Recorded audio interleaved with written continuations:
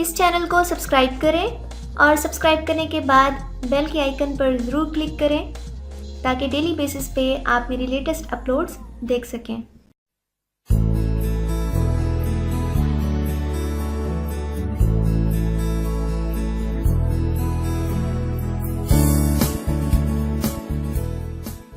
अस्सलामुअलैकुम friends and welcome to an health and beauty tips. उम्मीद है अल्लाह के फजलो करम से आप सब खैरियत से होंगे।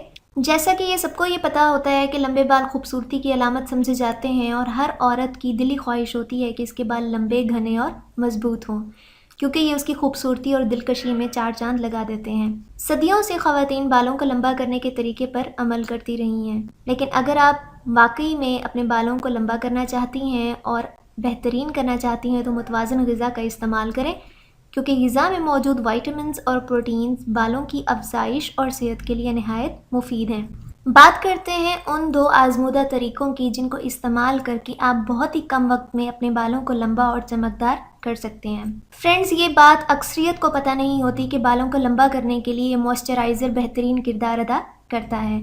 बालों को लंबा और मजबूत करने के लिए मॉइस्चराइजिंग की ज़रूरत होती है। बालों को मॉइस्चराइजिंग फ्राहम करने के लिए 2 चम्मच जैतून का तेल ले लें और 2 चम्मच लीमू का रस, और इन दोनों को मिक्स करके सर पर लगाएं और पूरी रात लगा रहने दें। सुबह उठकर सर धो लें। ऑलिव ऑयल का एक तो मॉइस्चराइजिंग इफ़ेक्ट होता है जो आपके सर की जिल्द को ग़िज़ाइयत फराहम करता है, और दूसरा जो बाल गिरते हैं, हेयर लॉस होता है, उसको बहुत हद तक कम कर देता है। बालों को हेल्दी रखता है, लंबा करता है और बालों को टूटने नहीं देता। और लीमू के रस का ऑलिव ऑयल के साथ क्या फ़ायदा होगा कि एक तो ये हेयर ग्रोथ को बढ़ाएगा और दूसरा जो बालों का गिरना होता है उसको मैक्सिमम हद तक कम कर देता है, क्योंकि इसमें विटामिन सी मौजूद होता है और विटामिन सी बालों को स्ट्रेंथ देने में बहुत अहम किरदार अदा करता है।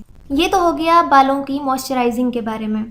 अगला जो तरीका है वो है एलोवेरा और शहद का इस्तेमाल। बालों को लंबा करने का ये नहायत ही आसान और आजमूदा तरीका है, और इसके इस्तेमाल से बाल बहुत ही कम वक्त में लंबे होना शुरू हो जाते हैं। करना क्या है आपने कि एलोवेरा को काट कर इसकी जेल निकाल लें और शहद में मिक्स करके बालों की जड़ों में लगाएं। 20 मिनट बाद सर धो लें।